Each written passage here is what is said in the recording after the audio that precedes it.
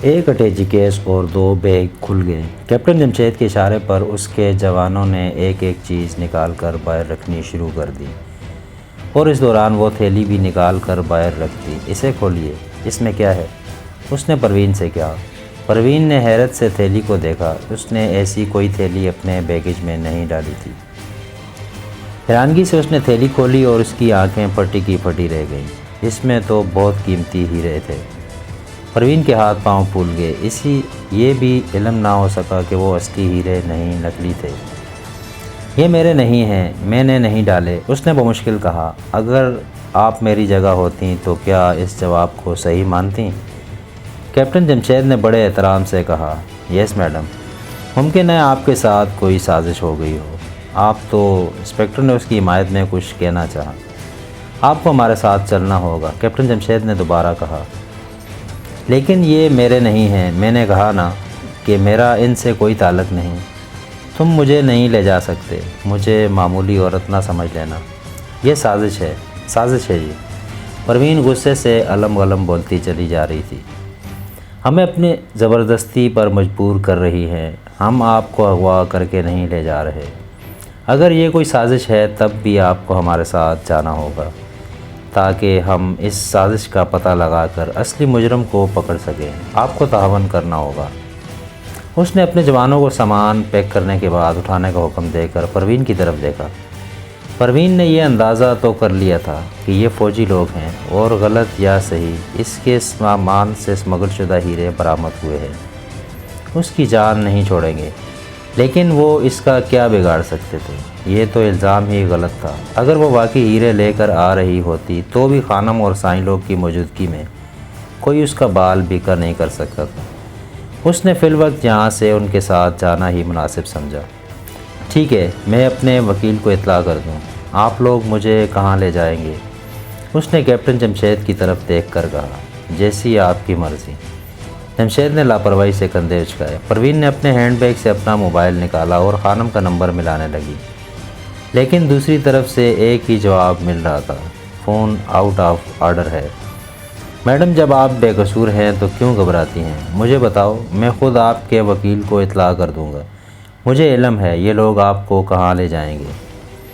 آپ تو مجھے جانتی ہیں، مجھ پر اعتبار کیجئے، میں نے کئی مرتبہ آپ کی خدمت کی ہے۔ انسپکٹر نے اس موقع پر بھی اپنا رول نہیں بلایا تھا۔ ٹھیک ہے، میں دیکھ لوں گی، ایک ایک کو دیکھ لوں گی۔ اگر تمہارا دماغ درست نہ کر دیا تو کہنا، اس نے غصے سے کانپتے ہوئے کہا۔ آپ لکھ دیجئے کہ ہم نے ان کے سامان سے ہیرے برآمد کیے ہیں۔ جمشید نے انسپکٹر کی طرف منہ کر کے آنکھ دبائی۔ یس سر، انسپکٹر نے بے بسی سے پروین کی طرف دیکھ کر کہا۔ اس درمیان ان لوگوں نے اب اتنا وقت گزار دیا تھا کہ مسافر لاؤنج خالی ہو جائے اور اس کی یہاں سے روانگی کا کسی کو علم ہی نہ ہو سکے۔ پروین کا سامان ٹرالی پر رکھ دیا گیا تھا۔ وہ لوگ اپنی سیاہ شیشوں والی گاڑی رن وے کی طرف سے لے آئے تھے اور اسے لاؤنج کے باہر ہی سے سوار کروا لیا تھا۔ آپ کے لیے خصوصی اہتمام کیا ہے۔ اگر پریس والوں کو علم ہو گیا تو نہ جانے کیا کیا کہانیاں بیان کریں گے۔ ہم تو آپ کی عزت کرتے ہیں، آپ خود ہی شور مچاتی رہیں تو الگ بات ہے، کیپٹن جمشید نے اس کی طرف دیکھ کر کہا۔ وہ اس کے ساتھ ہی ڈرائیونگ سیٹ پر بیٹھ چکا تھا، جبکہ دونوں جوان سامان سمیت پچھلے حصے میں منتقل ہو گئے تھے۔ پروین کو سمجھ نہیں آ رہی تھی کہ ان کے متعلق کیا رائے قائم کرے۔ ابھی تک ان کا سلوک بہت شریفانہ تھا اور یوں لگ رہا تھا جیسے وہ بھی یہ بات سمجھ رہے ہوں کہ پروین بے قصور ہے، اس کے خلاف کوئی سازش ہوئی ہے۔ ان کے سفر کا اختتام کہاں ہوا؟ اس کا علم پروین کو اس لیے نہ ہو سکا کہ وہ کنٹونمنٹ ایریا سے کچھ زیادہ واقفیت نہیں رکھتی تھی، اور کیپٹن جمشید نے بھی اتنے بے شمار موڑ کاٹے تھے کہ اسے اب کچھ یاد نہیں آ رہا تھا۔ اسے صرف اتنا یاد رہا کہ وہ ایک بڑی اونچی دیواروں والی کوٹھی کے سامنے پہنچے تھے، جس کا گیٹ انہیں دیکھتے ہی کھل گیا اور جمشید گاڑی کو اندر برآمدے تک لے گیا تھا، جہاں 3-4 سفید پوش ان کے منتظر تھے۔ انہوں نے یہاں پروین کا چارج خود سنبھال لیا تھا۔ پروین نے اپنا ہینڈ بیگ پکڑنا چاہا، لیکن انہوں نے اسے اس کا موقع نہیں دیا۔ ان لوگوں کا رویہ اسے یہاں تک لانے والوں کے برعکس بڑا درست تھا، اور وہ اس کے جسم کو ہاتھ لگائے بغیر اسے ایک کمرے تک لے آئے تھے، جہاں ایک کرخت چہرے والی لڑکی نے، جس کی عمر اس سے کچھ کم ہی نظر آ رہی تھی، اسے ان لوگوں سے ریسیو کر کے انہیں واپس بھیج دیا۔ ہاتھ اوپر اٹھاؤ، اس نے کمرے کا دروازہ بند کرتے ہی پروین کو حکم دیا، جس کا دماغ دوبارہ گھومنے لگا تھا۔ کیا مطلب ہے تمہارا؟ کون ہو تم؟ Shut up. اس خاتون کو اپنی دانست میں جھاڑ پلائی تھی، لیکن دوسرے ہی لمحے اسے یوں لگا جیسے اس نے اپنی زندگی کی سب سے بڑی غلطی کر دی ہو۔ اس کے دائیں گال پر پڑنے والے تھپڑ نے اس کے 14 طبق روشن کر دیے تھے۔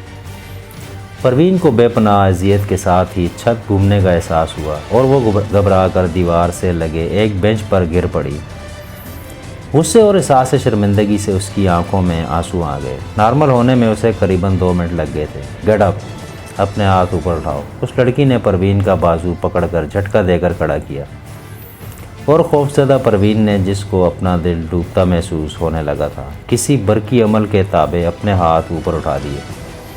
لڑکی نے، جو بظاہر بڑی سمارٹ اور سگڑ دکھائی دے رہی تھی، اس کے سارے بدن کی تلاشی ٹھوک بجا کر دی تھی۔ سامنے بیٹھ جاؤ، اس نے اگلا حکم دیا۔ پروین سہم کر بیٹھ گئی۔ کسی انجانے خوف نے اس پر جیسے سکتہ طاری کر دیا تھا۔ اسے اپنے اغوا کی ساری کہانی دوبارہ یاد آ گئی۔ اس لڑکی نے اپنی میز کے اس دروازے پہلے سے ٹائپ شدہ ایک پرفارمہ نکالا اور کاغذ قلم سنبھال کر اس کے سامنے بیٹھ گئی۔ اپنے دماغ کو حاضر رکھ کر مجھے ہر بات کا صحیح جواب دینا، ورنہ تمہاری ساری ہڈیاں ایک ایک کر کے توڑ دوں گی۔ لڑکی کی آواز میں نہ جانے کیا قہر چھپا تھا، جس نے پروین کے بدن پر کپ کپی طاری کر دی۔ اسے احساس ہو گیا اسے یہاں تک لانے کے لیے ضرور شریفانہ طریقہ اختیار کیا گیا تھا، لیکن اس کا واسطہ قطعاً شریف لوگوں سے نہیں ہے۔ کیا نام ہے تمہارا؟ لڑکی نے پہلا سوال داغا اور پھر مسلسل داغتی چلی گئی۔ اس نے قریباً پون گھنٹہ لگا کر ایسے 50 سے زیادہ سوالات کے جوابات لکھے۔ اپنا کام مکمل ہونے پر اس نے میز کے کونے پر لگا بٹن دبایا اور اس کے عقب میں کھلنے والے دروازے سے 3 نوجوان اندر آ گئے۔ وہ اس کے سامنے جم کر بیٹھ گئے۔ ایک ٹیپ ریکارڈر انہوں نے اس کے سامنے رکھ دیا تھا۔ اگر کوئی چالاکی کی تو یاد رکھنا۔ اس لڑکی نے دوبارہ خونخوار نظروں سے پروین کی طرف دیکھا۔ اب تینوں نے سوالات شروع کر دیے۔ ابھی تک انہوں نے اس کے جسم کو ہاتھ نہیں لگایا تھا، لیکن ان کے سوالات نے اسے اس بری طرح بوکھلا دیا تھا کہ پروین کا دل چاہا وہ ان ہیروں کی اسمگلنگ کا اعتراف کر کے اپنی جان چھڑا لے۔ ہاں، یہ میرے ہیرے ہیں، میں ہی انہیں لائی ہوں، میں اسمگلنگ کرتی ہوں۔ وہ بے بسی سے پھٹ پڑی اور اونچی اونچی آواز سے رونے لگی۔ لڑکی، جو اپنے میز پر دوسرے کمپیوٹر میں اس کا ڈیٹا فیڈ کر رہی تھی، اس کے رونے کی آواز پر اٹھ کر آ گئی۔ اس نے پروین کو بالوں سے پکڑا اور 2-3 ایسے ہاتھ جمائے کہ پروین نے مائی بے آب کی طرح تڑپنا شروع کر دیا۔ اس درمیان تینوں تفتیش کنندہ جس طرح آئے تھے اسی طرح واپس لوٹ گئے۔ روتی تڑپتی پروین کو وہی لڑکی بازو سے گھسیٹتی ملکہ کمرے میں لے گئی اور ایک چھوٹے سے کمرے میں رتی کے سامان کی طرح پھینک دیا۔ یہ کسی جیل کا کمرہ دکھائی دے رہا تھا، جس میں دیوار سے ایک لوہے کا گیٹ لگا تھا جس پر بڑا گندا سا میٹ بچھا تھا اور دروازے پر سلاخیں لگی تھیں۔ پروین کو اندر پھینک کر اس نے لوہے کی سلاخوں والا دروازہ بند کر کے باہر سے لاک کر دیا۔ خبردار اگر رونے کی آواز بھی نکالی تو۔ اس نے دم رخصت پروین کو یوں گھور کر دیکھا کہ اس کی زبان ہی کنگ ہو گئی۔ اس کے جاتے ہی پروین کا دل چاہا کہ چیخ چیخ کر دیواروں سے سر ٹکرا کر روئے، لیکن اس خوف سے کہ کہیں یہ بلا پھر نازل نہ ہو جائے، اس نے سسکیاں بھرنے ہی میں مصلحت جانی اور بے دم سی ہو کر پلنگ کے کونے میں بیٹھ گئی۔ قریباً 15-20 منٹ بعد وہاں ایک سفید پوش داخل ہوا جس نے ایک ٹرے میں معمولی سا کھانا اور پانی رکھا ہوا تھا۔ اس نے پروین کا دروازہ کھولا، ٹرے اندر رکھی ہوئی اور دروازہ بند کر دیا۔ کل دوپہر سے پہلے کچھ نہیں ملے گا، اسے کھا لو ورنہ اسی طرح مر جاؤ گی اور کسی کو علم بھی نہ ہوگا۔ سفید پوش نے سرگوشی کے سے انداز میں کہا۔ پروین کو یہ شخص ذرا مختلف دکھائی دیا۔ پروین کا تعلق بہرحال کسی شریف گھرانے سے نہیں تھا۔ اس نے خود کو قدرے نارمل کیا اور سفید پوش سے ہمدردی کے لہجے میں اس کا نام پوچھا۔ ہم غریبوں کا نام کیا ہوگا میڈم؟ نام تو آپ جیسے بڑے لوگوں کے ہوتے ہیں۔ وہ بھی کوئی سیکھا سکھایا اداکار لگتا تھا۔ تم مجھے جانتے ہو؟ پروین نے بڑی ادا سے کہا۔ جی، آپ کو کون نہیں جانتا، آپ میری پسندیدہ اداکارہ ہیں۔ میں تو آپ کے ڈراموں کے کیسٹ ویڈیو سینٹر سے لا کر دیکھتا ہوں، اس نے ریشہ ختمی ہونے کے انداز میں کہا۔ پروین بیچاری نے یہی سمجھا کہ مرغا اس کے جال میں پھنس گیا ہے۔ دیکھو، میرا ایک کام کر دو، میں تمہیں منہ مانگا انعام دوں گی، اس نے سلاخوں کے نزدیک آ کر کہا۔ شش! سفید پوش نے اپنے منہ پر انگلی رکھ کر اسے خاموش ہونے کا اشارہ کیا، پھر وہاں سے اٹھ کر بڑے دروازے تک گیا جس سے وہ اندر داخل ہوا تھا۔ یوں دکھائی دیا جیسے وہ کوئی سنگن لینے کی کوشش کر رہا ہو۔ 2 منٹ تک اسی ایکشن میں رہنے کے بعد وہ پروین کے پاس واپس لوٹ آیا۔ فرمائیے، اگر میرے اختیار میں ہوا تو ضرور کروں گا، میں آپ کے لیے جان بھی دے سکتا ہوں۔ میں تمہیں 2 فون نمبر دوں گی، ان میں سے جو بھی نمبر مل جائے اس پر صرف اتنی اطلاع کر دینا کہ میں اس وقت کہاں ہوں۔ پیسوں کی فکر نہ کرنا، میں تمہارا دل خوش کر دوں گی۔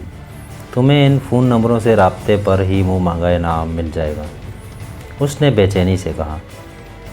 میڈم، آپ کیا کہتی ہیں؟ میں لعنت بھیجتا ہوں پیسوں پر، یہ زندگی آپ کے کام آ جائے، مجھے اور کچھ نہیں لینا، اس نے قدرے جذباتی لہجے میں لیکن بڑی دبی دبی آواز میں کہا۔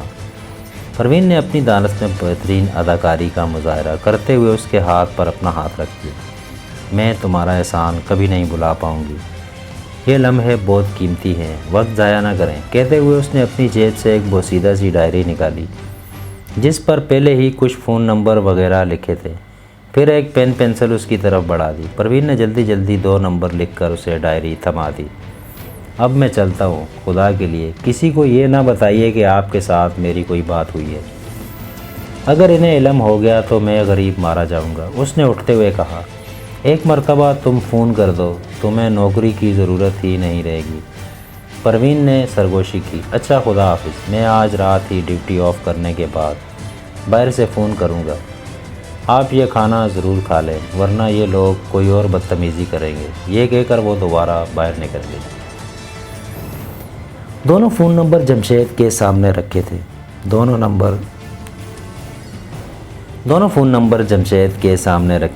نمبر الگ الگ ناموں سے تھے، لیکن ایک خانم اور دوسرا سائیں لوگ کا تھا۔ اس نے دونوں نمبروں سے متعلق یہی انکوائری کروائی تھی کہ وہ کس ایڈریس پر لگے ہیں۔ ان میں سے ایک خانم کے بنگلے کا اور دوسرا سائیں لوگ کے آستانے کا نمبر تھا۔ حیرت انگیز بات یہ تھی کہ دونوں صرف انکمنگ لائنیں تھیں، ان سے کوئی کال نہیں کی جاتی تھی، یہاں صرف کال ریسیو کی جاتی تھی، جس سے اندازہ کیا جا سکتا تھا کہ یہ دونوں کتنے خصوصی اور اہم نمبر ہیں۔ اس کے ہونٹوں پر مسکراہٹ نمودار ہوئی اور اس نے اپنے ماتحت کو پروین کو لانے کا اشارہ کر دیا۔ ایک مرتبہ پھر پروین کی جان نکل گئی، وہی بلا اس کے سامنے کھڑی تھی، لیکن حیرت انگیز طور پر اس کا رویہ بدلا ہوا تھا۔ وہ پروین کو ساتھ لے کر ایک کمرے میں پہنچ گئی جہاں باتھ روم موجود تھا۔ اندر تمہارے کپڑے رکھے ہیں، 10 منٹ بعد میں تمہیں لینے آ رہی ہوں، اس نے پروین کی رہنمائی باتھ روم کی طرف کرتے ہوئے کہا۔ پروین چپ چاپ باتھ روم میں گھس گئی اور واقعی 10 منٹ سے پہلے تیار ہو کر واپس آ گئی۔ 10 منٹ بعد وہ آ گئی۔ چلو، اس نے پروین کے آگے چلتے ہوئے اسے اپنے پیچھے آنے کا اشارہ کیا اور اس کمرے تک لے آئی جہاں کیپٹن جمشید اس کا منتظر تھا، جس نے بڑی خندہ پیشانی سے اس کا استقبال کیا۔ میڈم کے لیے کافی بھیج دو، میرے لیے کچھ دیر بعد چائے بھیج دینا، اس نے لڑکی سے کہا، جس نے دونوں پاؤں جما کر اسے اطاعت دی اور باہر چلی گئی۔ اس کے باہر جاتے ہی پروین نے کچھ کہنا چاہا، لیکن جمشید نے ہاتھ اٹھا کر اسے روک دیا۔ مجھے علم ہے تمہارے ساتھ یہاں کوئی اچھا سلوک نہیں ہوا ہوگا، لیکن کیا کیا جائے، جب سائیں لوگ اور خانم بھی تمہاری مدد سے انکار کر دیں تو کوئی کیا کر سکتا ہے۔ اس نے اپنے آخری فقرے کا شدید رد عمل پروین کے چہرے پر دیکھا تھا۔ میں سمجھی نہیں، آپ لوگ مجھے پاگل کرنے پر تلے ہیں، وہ پھٹ پڑی۔